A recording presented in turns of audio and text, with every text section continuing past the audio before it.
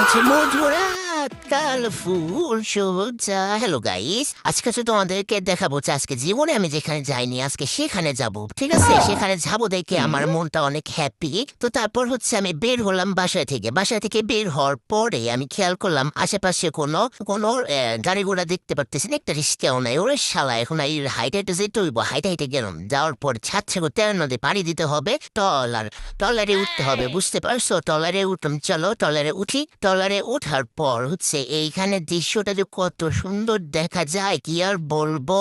এইখানে দেখো কত সুন্দর আকাশটা, তারপর হচ্ছে জাহাজ আছে বড় বড়। তোমাদের একটি কথা বলে, আজকে আমি আসলে যেখানে যাচ্ছি সেখানে কখনোই যাইনি। আর হচ্ছে এই জন্য হচ্ছে হাজবেন্ডে বললাম যে আমি তো এখানে করে, শুধু আমাকে এসে বলে তুমি এই বাজার থেকে কি আনবো এরকম বলে। তো আমি তো চিনি না সবকিছু, ঠিক আছে, জানি না। তো বললাম যে আমি তো কখনো বাজারে যাইনি। তো বলো আচ্ছা ঠিক আছে, তোমার একদিন নিয়ে যাবো, নিয়ে গেলে তুমি বুঝতে পারবে। আচ্ছা চলো তোমাকে নিয়ে যাই। তো আমি ওখানে পার হয়ে আসলাম, নদীটা পার হয়েছে। ওরে শালা, এত সুন্দর দেখা যায় এখানে বাস হচ্ছে। এই জন্য তো পোলো মানুষটা বাসায় যেতে চায় না। দেখো কত সুন্দর ওয়েদার, খুবই সুন্দর এখানে। তারপরে আসলাম, অবশেষে আমরা মাছ বাজারে এসে গেছি। ওয়েলকাম মাছ বাইজানরা বা মাছ বিয়েরা, ওয়েলকাম জানালাম তোমাদেরকে। তারপর হচ্ছে দেখো কত রকমের মাছ এখানে। আসলে আমি মাছ বাজারে কখনো আসিনি, তো এখানে কাজকে মাছও আছে একবার। আর বিশেষ করে হচ্ছে আমি অনেক মাছই আর কি খাওয়া হয় না, মানে বাসি আর কি। শাকসবজির মধ্যে হচ্ছে বাসা হয় না, কিন্তু মাছের মধ্যে আমার বাসা হয়। এই জন্য মাছ বাসারেও আমি মনে করো যে আসি না। এখানে দেখো দুইটা জোড়া, বাবা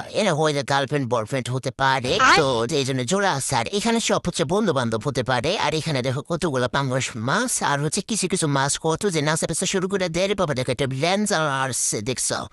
এটা হচ্ছে ফাইট যেতে চলতেছে। তো এরা আসলে আমি যখন ভিডিও করতেছি দেখাবো তো এত তারা খুশি। তো তারা যদি কথা বলতে পারতো তাহলে হয়তো অনেক পাবদা মাছ এগুলা। চলো আরো অনেক মাছ দেখি, তোমাদেরকে সব মাছ দেখাবো আমি আজকে। তোমরা শুধু আমার সঙ্গেই থাকবে। সব মাছে দেখো কাসকি মাছ, পাঙ্গাস মাছ, তো ওটা কি কি কি অনেক মাছ আছে, আমি নিজে যে ও নামও জানি না। কারণ এখানে এ বাজারে এসে আমি অনেক নতুন নতুন মাছ দেখলাম, কারণ আমি তো অনেক মাছ চিনি না, যে কারণে আমার খাওয়াও হয় না। আমি এই জন্য মাছগুলোর নামও জানি না। আর যেগুলো রুই কাতলা বোয়াল মাগুর জিয়াল এগুলা তো মনে করো যে বইয়ে পড়েছি, সেগুলাই শুধু চিনি। এবারে দেখো যেখানে মাছদেরকে জ্ঞান হারায় পড়ে আছে, এদেরকে জ্ঞান আনার জন্য খালি পানি ছিটাচ্ছে আর পানি ছিটাচ্ছে, বুঝতে পারছো? আর এইগুলো দেখো ওরে শালা কিভাবে লাফালাফি করছে। মাছগুলো কিন্তু অনেকই আছে। তো আমি আবার এবারে শালা এই মাছটা দেখি ইন্দি দেখো কত সুন্দর একটা ডান্স করে দিল। তারপর হচ্ছে এখানটা হাসছি, আসার পরে তোমরা শব্দ আমি আসলে পোয়া মাছ কখনো দেখিনি, তোমরা দেখেছি কিনা জানি না। পোয়া মাছ আমি কখনো দেখিনি। আর এই যে কাসকি মাছ এ উপর দিয়ে, হ্যাঁ উপর দিয়ে বড় মাছ দিতেছে, নিচে দেবো ছোট মাছ, বুঝতে পারছো? এরা তাই করতেছে।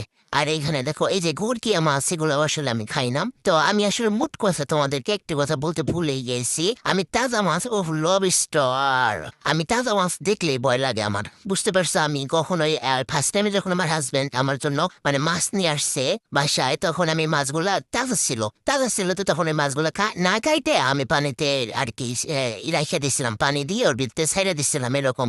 তো বাসায় আবার একটা আপু আছে, তা সে বলে যে কি ব্যাপার মাছ কাটুন নাই, কিছু নাম বলে দাও, আমি কেটে দেন। বললাম তো আমার তাজা মাছ কাটেন আমি। তো হাজবেন্ডও বললাম যে তাজা মাছ আনবা না, এরপরের থেকে তাহলে কি তোমার জন্য মরা মাছ আনবো?